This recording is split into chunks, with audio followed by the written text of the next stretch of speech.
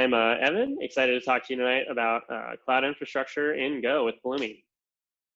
So tonight, I have set up a couple of polls, interaction with the audience. Just want to hear what you all have to say along the way. So if you go to this URL here, pollev.com/EvanBoyle164, you should be able to answer these polls and see live results.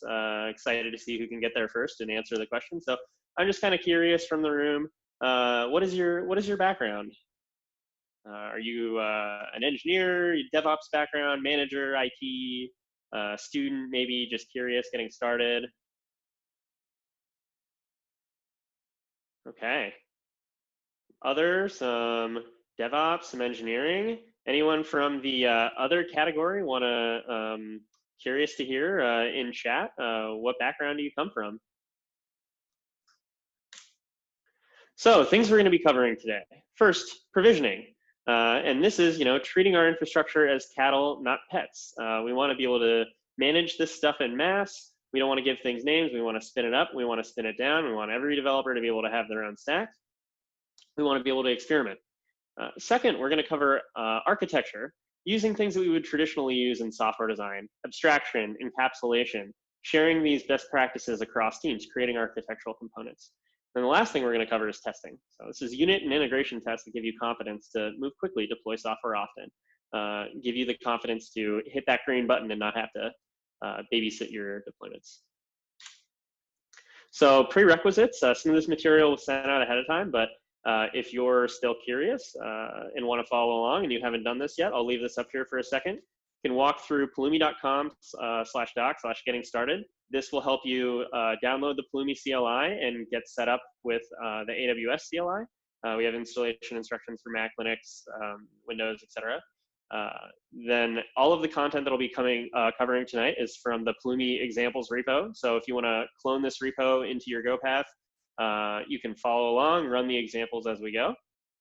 And there will be live demos at almost every step. So I'll leave this here for just a moment in case anyone wants to enter those URLs in their browser real quick. And also, if you Google Pulumi getting started, or if you just search for Pulumi examples GitHub, you will find this content on there. Okay. So one more question for everyone before we get going here. If you could head back over to the poll, I want to know, where are you in your cloud journey? So some of us have no experience at all. Maybe we're developing web applications and we have another team who manages the infrastructure for us. Maybe we're just getting started. We're hobbyists on the side. We're excited to move into this area. Or maybe we're already managing cloud services in production. We're on call. Maybe we're deploying some Lambdas or EC2 instances or Kubernetes clusters. Awesome. Wow. So quite an experienced crowd tonight. Very cool. So you want to go to the cloud. Go to the cloud. Well, how do you get there? There's an awful lot of choices and it's fairly confusing. You could start by creating a VM in 7 easy steps in the AWS console, or use the AWS CLI, or the SDK, or CloudFormation, or Terraform, or Chef, or Puppet, or Ansible, or wow, that hurts, right? There's an abundance of choice. So let's just slow down for a minute and take a step back. What do we want out of our cloud development process?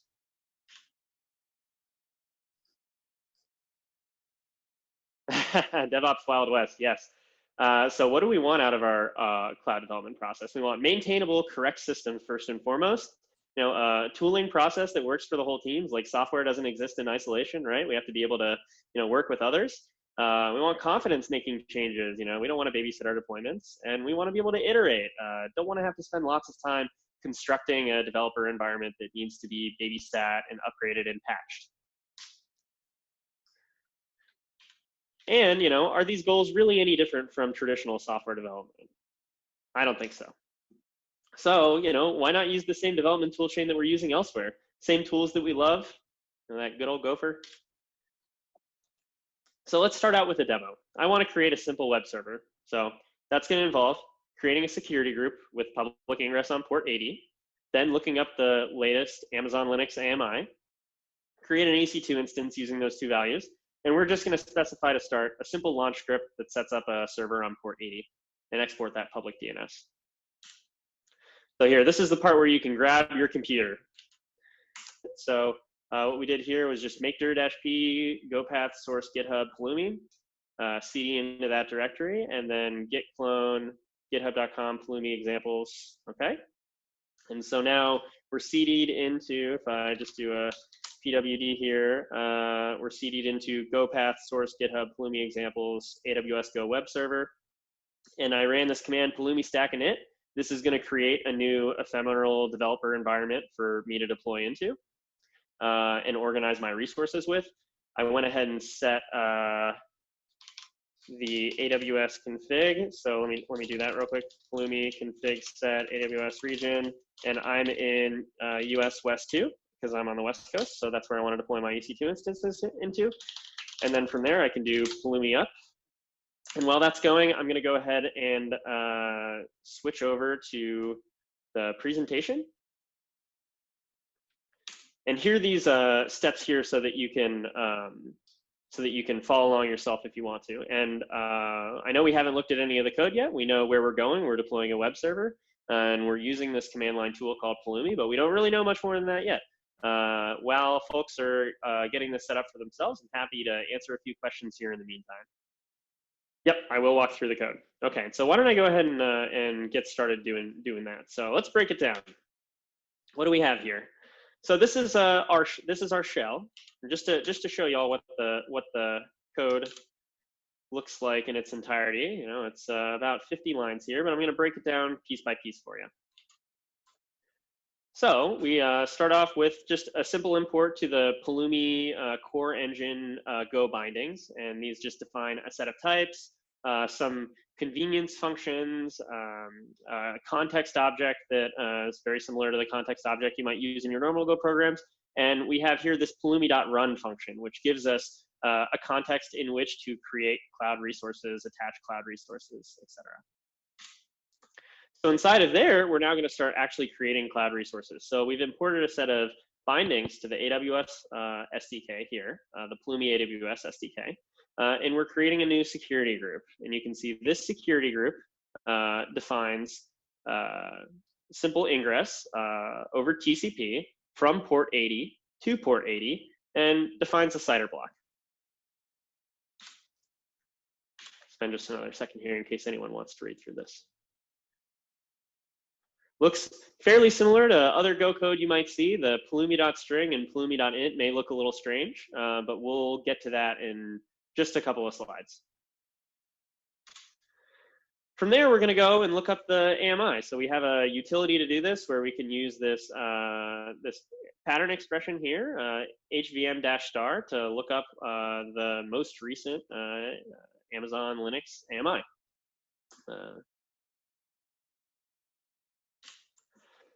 From there, we're going to use that AMI and that security group ID here to create a EC2 instance. And our web server is fairly low tech. It's just a bash script. It's going to echo hello world into an index.html file. And then we're going to run Python in the background. We're just going to run a simple HTTP server on port 80, which we've already exposed through the internet through our ingress. So let's go back to our window here and see what happened. Well, we previewed our update. It showed us that we created this new stack, this container for our resources. We created our security group and our EC2 instance. Great, and it looks like we also exported some resources here. So let's go back and look at that. Context.export, public IP, and hostname. So we can take these results off of the server that we created and export them, which gives access to tooling either through the command line. Other Pulumi programs can now reference and import these values. This allows you to break up your infrastructure into manageable chunks so that when you do a deployment, you don't necessarily have to worry about updating, hundreds of pieces of infrastructure. So if we go ahead and do a curl on this, we see hello world, great. And the other thing that's really cool about this is we can actually do subcommands to Pulumi. So Pulumi has a Pulumi stack output command. We can say, what was the name of that? That was our public host name. So if we do a subcommand here, That still works. Pulumi goes and retrieves the value, and curl reads that in and hits the server.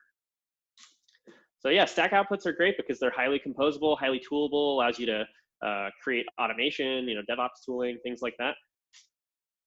So let's go ahead and stop here for some questions. I saw one question right off the bat, which was, is Pulumi like Heroku? And the answer to that is no. Pulumi is not a PaaS. Pulumi is a set of libraries and an engine and a CLI that allows you to interact with like any cloud.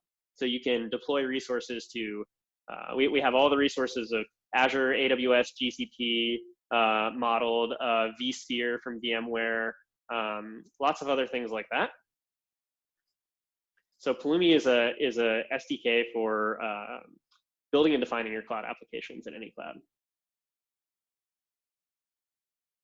Larger font for code. Okay, perfect.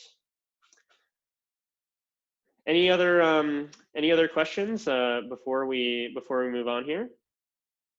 How is state managed? So there's two options here. So state is either managed in the Pulumi SaaS. So we have a free SaaS backend. It's free to individuals, free to open source community for anyone to use. And there's obviously like paid plans if you have like a larger enterprise or something like that. But we also have open source backends for you to store your state either locally, just on disk, or you can store your state S3, Google Cloud Storage, Azure Storage. So we have pluggable backends that you can use for different cloud storage. But by default, it is managed in our SaaS. So here's a pop quiz for everyone. And what I want to know is Pulumi, based on what you've seen, is it imperative or is it a declarative desired state configuration?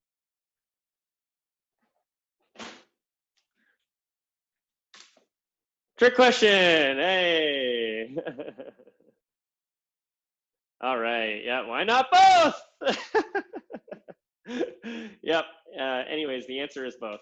So let's go ahead and take a look at this real quick. We're gonna do a Pulumi stack export.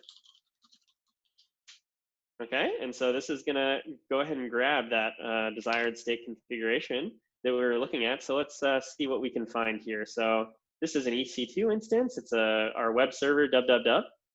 And so you can see this is a type AWS EC2 instance. We have our inputs here. And so this is what was used to create. And we allowed some defaults to get specified here. Here's the AMI that we wound up looking at that got resolved at runtime. Here's that user data that we specified. And we also have some outputs and things that were created by AWS and then returned to us. Awesome. So what does that mean? We write imperative code. Pulumi executes it, produces a declarative desired state file, and then drives to that desired state. So ephemeral environments. Pulumi creates reproducible, isolated instances of your projects. We call these stacks. So each developer can spin up and tear down environments at will. You can create stacks in multiple cloud accounts. You can have stacks in your production account, and you can have your development in a separate account that's completely isolated. And this allows you to treat your resources like cattle, not pets. You can spin them up and down as you please. If your stack becomes borked, you can just blow it away and create a new one. So the workflow for this looks something like Pulumi snack init, which is where we create an isolated environment. Pulumi up is where we deploy to it. And Pulumi destroy is where we clean up all of those cloud resources so that we don't continue to get charged for them when we're not using it. Then if you want to remove that stack and delete all of the history associated with it, all of the config, Pulumi stack RM. So I'm going to actually go ahead and do that real quick because I don't want to keep getting charged for those resources. So I encourage anyone else who may be following along at home, Pulumi destroy --yes, and this will get your resources torn down. Okay. Any questions? Is it possible to use multi-cloud for a stack? Yes, you can create stacks that deploy to multiple clouds. Absolutely. You can even create stacks that deploy to multiple different AWS accounts. We have this notion of something called a provider. So if you want to create a provider that goes into separate AWS accounts, you can do that and configure them with different credentials. And then when you create a resource with a given provider explicitly, it gets placed inside of that account. How feature complete is this compared with cloud-specific solutions? Extremely feature complete. So the Pulumi providers actually are currently based off of the Terraform providers. So that means that with there's communities of thousands of developers contributing and using these things across the globe. So oftentimes within days, if not hours, of features being announced, there's support in the providers. So some of the providers we've actually built ourselves, like we use the Open API spec for Kubernetes. And so this past week when 0.18 came out for Kubernetes, we actually had our update released before Kubernetes had their branch cut, which was pretty cool because the whole provider is code generated. What is my take on the AWS CDK? How do you think this will impact Pulumi development from official supported frameworks? Yeah, so I think CDK is a great tool. One thing that we're seeing with our largest customers and a lot of our customers is that these days, companies are not just taking advantage of one cloud. It's not necessarily that in one stack they're deploying to multiple clouds, but they want to be able to take advantage of the machine learning assets in GCP, or they don't want to be tied in on price. We have a lot of Kubernetes workloads where people want to be able to lift and shift to clouds and don't want to be locked into a particular vendor. CDK is a great tool, but you use CDK for your AWS development, and then what are you going to use for your Azure development? What are you going to use for your GCP development? So, anyways, Pulumi is great because it gives you and your teammates a consistent programming model. It allows you to use the tools you're familiar with across clouds, and if your company decides that they want to keep that option open, you don't have to relearn. Okay, so now we're going to do a little bit of Pulumi one-on-one. I kind of brushed aside some of those things that we saw there, like these strange types, right? What is a Pulumi.int and a Pulumi.string? Yeah, this TCP port 80. What's going on here, right? So fundamentally, cloud deployments are asynchronous, right? Some values are static, and we know them at authorship time, right? For web servers, we always want to expose that port 80, but others only resolve at runtime. So what is that public IP of our EC2 instance? Well, you don't really know until AWS creates it for you and returns it back. So we have this notion of inputs and outputs in Pulumi. So we're gonna just get into some very light kind of type theory. If you haven't seen this before, it's okay. We'll explain it every step of the way. So let's just think T is symbolically as like some type. So T is maybe it's a string, or maybe T is an int, or maybe it's an array of strings, or perhaps it's a struct, right? So T is just some raw concrete value. An output of T, something that maybe is produced by a cloud resource, right? So an output of T is an asynchronous object that resolves with a value of type T. So for us, we could think of our public DNS name as an output of type string. It doesn't exist when we write our program, but we know that when we run it, eventually it's going to resolve with a string. So it's kind of like a promise for any of those of you who are familiar with JavaScript and the web. And when we create that EC2 instance, it's not just that public DNS, it's every member of the results object is an output. So it has to be async. We really can't know these values ahead of time. And we want to be able to propagate these values from our EC2 instance or from our security group into our EC2 instance. So we have to model these outputs asynchronously. And now an input of type T is either an output of T, which is that future that we were talking about. So an input of T either promises to eventually give you a T or currently has a T. So it either says, I will give you back an int eventually, or I have an int right now. It's either one. And this allows us to support both promptly available arguments, like our port is always 80, or something that's maybe computed, like we're going to create this resource group, and that resource group is going to have an ID, and we're going to need to wait for that ID to be created for us to give to our EC2 instance, right? Allows us sort of this coordination. So every input when creating a cloud resource is going to be an input of T, and every output is an output of T. Yeah, it's a little redundant. So why all of these custom types, right? We have Pulumi string, Pulumi int. What does this have to do with prompt and available values, right? Well, Pulumi uses generics over union types to represent inputs in other languages. So input of T is the union of T and output T, right? Go, as we all know, lacks generics for now, so we must define our own custom types. So for Pulumi, a combination of these custom types using interface and reflection under the hood allow us to represent this type system while still offering a strongly typed API on the consumer-facing side of things. So, we have these asynchronous values, these outputs, right? And sometimes we need to manipulate them. Very common to take a protocol, a host name, a port that's returned, want to construct a fully qualified URL. Well, you can't just, printf a future, right? Like that's a complex struct, right? You can't just printf that thing. And you may not have that those values available when this statement of code executes at runtime, right? These are futures. They resolve when they resolve. May also want to, for instance, set a value of a struct based off of something that comes back from an output.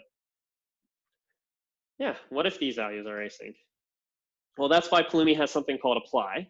And apply allows us to specify a callback function that manipulates the underlying value when it becomes available and produces a new output. So we can call apply on our port and then return a URL that contains that port after the fact. Here's a great example here. So we've created a VPC, and that VPC has an output, which is a DNS name. So this DNS name is an output of type string, string output in Pulumi Go terms, and we're going to call apply string on this.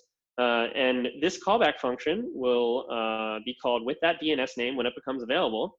And we're just going to append a HTTPS on the front of it to return a fully qualified URL. And so now URL is not actually going to be a string, it's an output of type string, right? Because this apply string is asynchronous and returns another asynchronous value. So it's kind of like promises and chaining .then together, if you've ever done anything like that. So sometimes we need to coordinate multiple outputs. Like maybe you have a database and a server that are getting created and you want to create a connection string. So all is how we coordinate multiple asynchronous output types, creating a new output, right? We can combine this with apply to manipulate asynchronous values together, right? So here we have a SQL server that's been created, and we basically call pulumi.all to await the server and the database, and we say, hey, when both of these are ready, execute this callback and return me this connection string.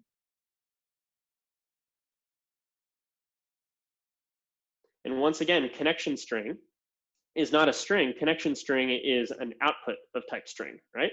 So that means that connection string is an asynchronous value that promises to eventually resolve with a formatted string once SQL Server and database have resolved. So Pulumi, trying to, us personally trying to create some more idiomatic and useful Go have created a utility function. So if you're doing this just in the basic case where you're awaiting a couple of strings, this is very common. We have a pulumi.sprintf, which hides all of this from you. But now you know what's going on under the hood. Questions here? How can everyone, how can I wait for the output to be ready for further usage?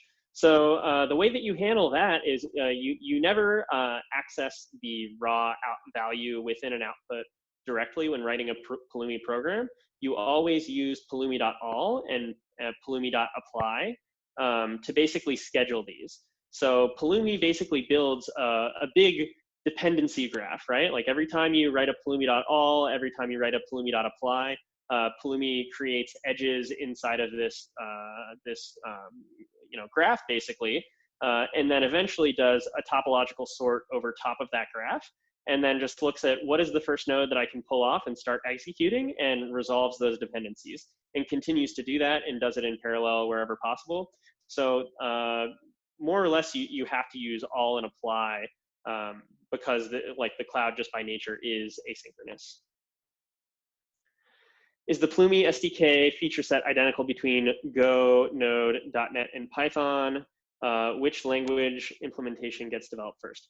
Okay, so the Pulumi SDK for Go is been in preview for a little while now, and we've been working really hard over the last quarter, and we are actually GAing and launching 2.0 of the Pulumi platform, which includes GA of all of our languages. So all of our languages are officially supported now. Okay, so moving on here, we're going to talk a little bit about architecture as code. We hear a lot about infrastructure as code, but not so much about creating reusable components and architecture. It's certainly possible to do in YAML and DSLs, but this is our bread and butter when working with programming languages, right? So we want to encapsulate our design. We want to compose our infrastructure into useful units. We want to extract these into functions, publish them into libraries, unit test them, and be able to share these best practices across our teams.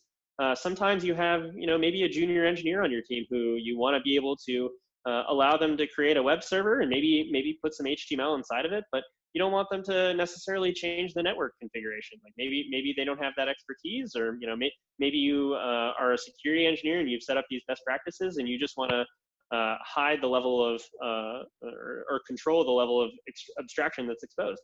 This is something that we do all the time in software design, but something that's not so common in infrastructure. So let's take a look at that web server example that we just had. And here we've encapsulated this into this create infrastructure function. And create infrastructure is going to return this infrastructure object, which contains a security group and a server. And here we've actually said, hey, we're very happy with the functionality of our web server. We don't want to provide any configuration to our customers at all. So we're just going to control the entire thing. So some things to note here: instead of using a user data string to start up that web server, we've actually baked an AMI ahead of time so that web server will start up automatically. And here, now our code executing inside of our Pulumi.run, looks a whole lot simpler, right? We just call this create infrastructure function that returns this infra object that has our security group and our server inside of there. We can still export those values as we did in our previous program.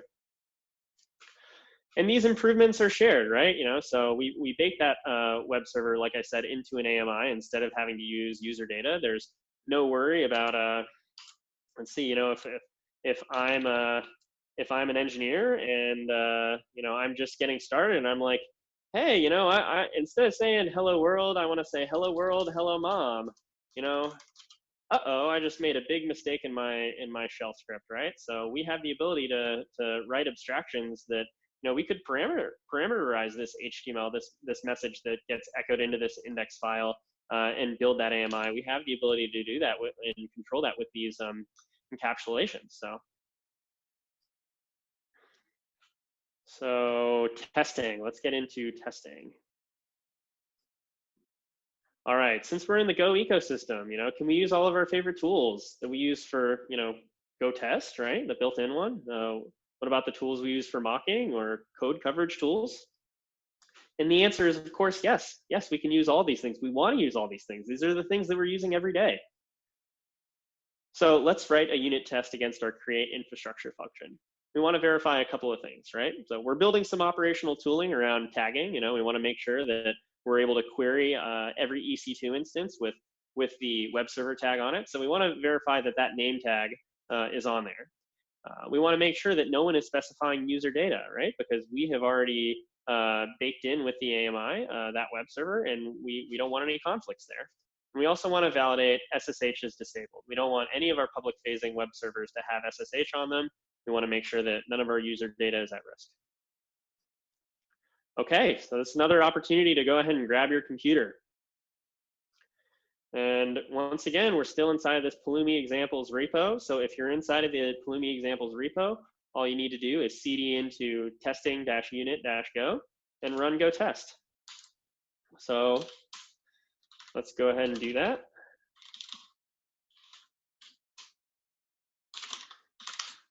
Great. And while that gets started, let's go ahead and look at some of this code.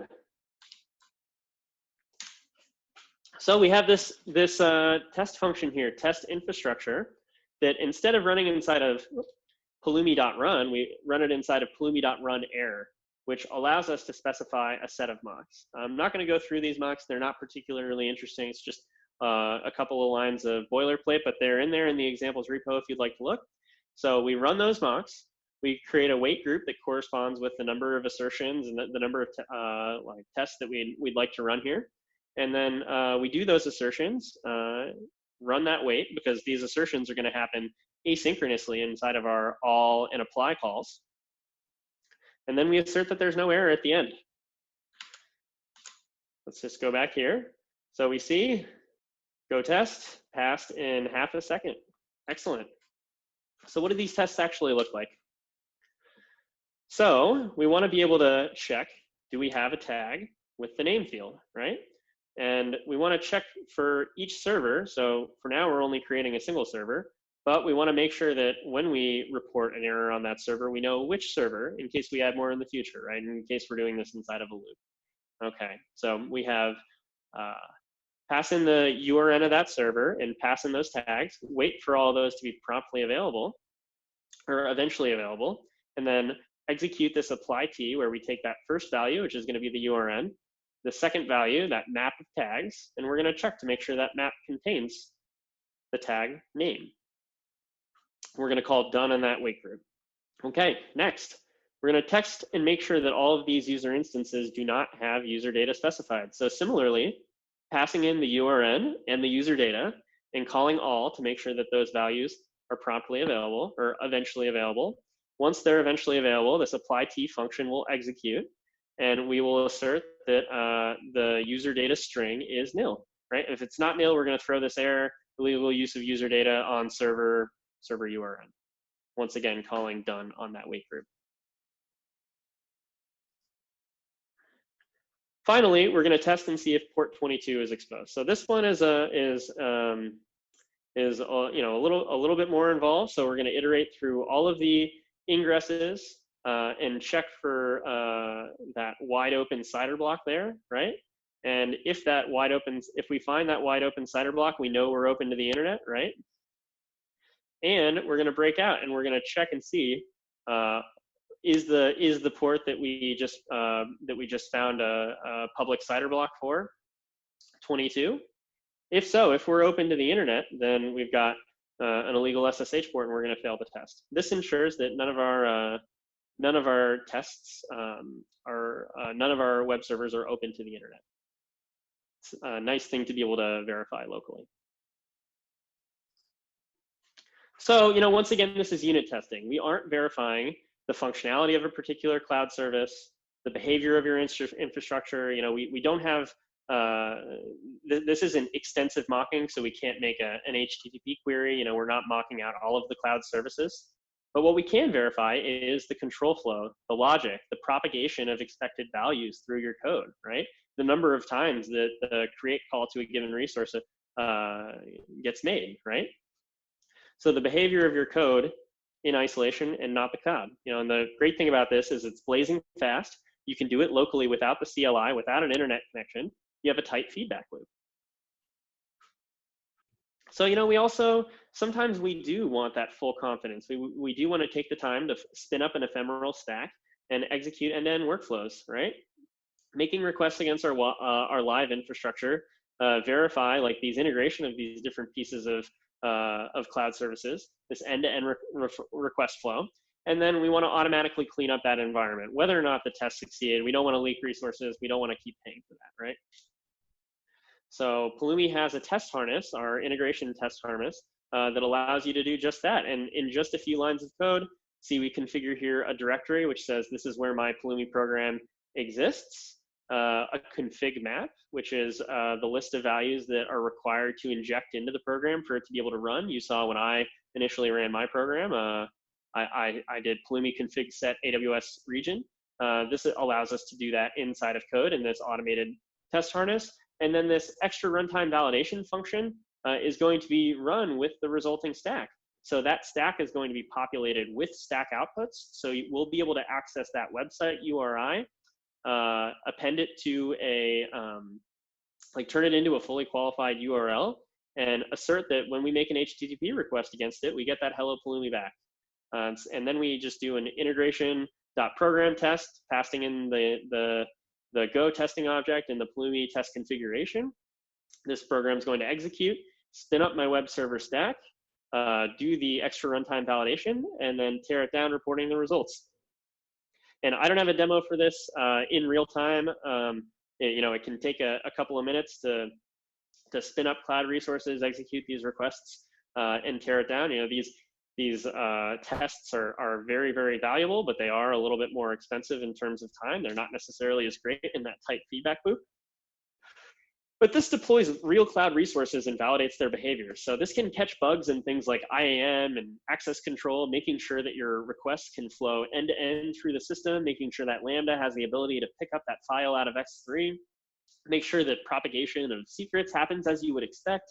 It also allows you to do some really interesting things, like this integration test option allows you to specify a directory, but it also allows you to specify an edit directory. So you could have a second version of your program, perhaps checked out to a different revision of the code, and then simulate an update. So you could spin up your resources on the initial Pulumi up, and then by specifying that editor, do a second Pulumi up on a new version of the code, simulating a deployment. This may allow you to measure uptime, make sure that you still have database availability, make sure that none of your resources get deleted. So this is a great way if you're making kind of a risky change and you're concerned, you want to game day it ahead of time. Pulumi makes it really easy for you to do that. You can also do things like verify health checks and alarm configuration. So like I said, this is much slower than unit tests. This is not always a great thing to have in your tight dev feedback loop, but before you go to make that pull request, you want to verify every corner case of your infrastructure that maybe you didn't touch when you were working on this feature. And that brings great confidence and enables CI/CD for your infra, which is something that's not always that common. It's more common than you would hope to have to babysit these builds and babysit these deployments. So we want to be able to hit that big green merge button and sit back, dust off our hands, and go work on something else. We don't want to have to babysit. So with that, anyone have questions about integration testing? So just taking a look here at the ecosystem. So Pulumi is tightly integrated with all the source code providers, all the identity providers that you would expect. We support a suite of languages for authorship, including TypeScript, Go, Node.js, Python, all of the .NET languages. And with those languages comes the tools that you're used to, the package managers you're used to, the editors you're used to, the CI/CD integrations, right? On top of that, we have support for all the cloud environments, AWS, Azure, GCP, Kubernetes on any cloud that you want, OpenStack, VMware, the list goes on. So just in summary today, we talked about how do we provision our applications, treating our applications, our infrastructure apps as cattle, not pets, right? We spin these things up, we spin them down, we onboard a new teammate onto the team. You send them through the Pulumi getting started flow, and there you go. They're up and running and ready to deploy your application. That's it. There's no creating resources through the console, no complicated custom setup. We also talked about how do we take a cloud resource and turn it into a piece of architecture that we can, this abstraction that we can encapsulate, a best practice that we've defined within our team, and share it at that correct level of encapsulation, at that correct level of abstraction for that given consumer, right? Expose the things that you want to expose. Maybe allow them to specify the HTML that gets rendered inside of the web server, but don't allow them to configure the network configuration. Don't allow them to change that, right? Pulumi allows us to do that. And then finally, we talked about testing. So the unit and integration testing strategies that give us the confidence to move quickly and deploy often. So, I just want to say thank you. And thank you to Hatch IT for setting this all up. And thank you to all of you for coming here and talking about Go and talking about Pulumi tonight with me. Here are some more ways for you to learn about Pulumi if you want to join the community. So we have everything from Slack to GitHub, where all of our work is done out in the open. So you can go and see pull requests that I've been working on this week, or the rest of the team has been working on in preparation for our 2.0 release. It's coming up in the next 2 weeks. We have video tutorials. You can always reach out to me directly on our community Slack. I'm there all the time. And we have more workshops coming up, a lot of them in languages other than Go, if there are those of you out there who might be interested in learning some other languages as well.